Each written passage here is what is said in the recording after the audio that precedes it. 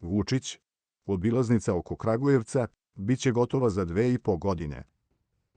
Ponedeljak, 22. jul 2024. godine u 16:01. Predsjednik Srbije Aleksandar Vučić kaže da će obilaznica oko Kragujevca biti gotova 2026. godine. Vučić je prilikom posete radovima na obilaznici oko Kragujevca rekao da će taj posao biti gotov za 2,5 godine i da će Kragujevčani imati obilaznicu, što je velika stvar za taj grad. Ovim se stvara prostor za širenje Kragujevca, neće biti kamiona koji će ići kroz centar grada. Lakše prođete kroz centar Beograda nego Kragujevca.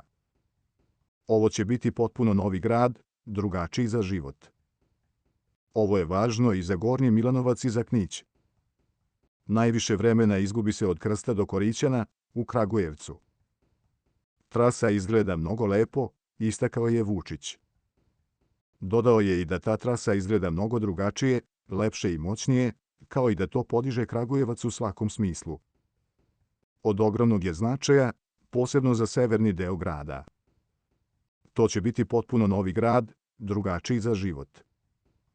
Strašno je važno da povežemo ceo sever Šumadije, a ovim projektom će Kragujevac biti uvezan i sa autoputem Beograd-Niš i sa putem Čačak-Kraljevo, dodao je Vučić.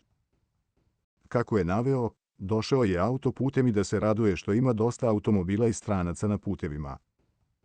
Bilo bi važno da Brodarevo povežemo sa glavnim putem. Na pitanje o radu po vrućini, rekao je da ako je temperatura više od 40 stepeni, ne treba da se radi, ako nije, radi se.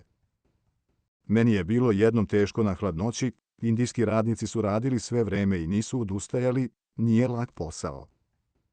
Ovi ljudi se bore za sebe, svako će biti ponosan šta je radio i uradio ovde. To su graditelji. Ostavljaju ogromno nasleđe Srbiji, zaključio je Vučić.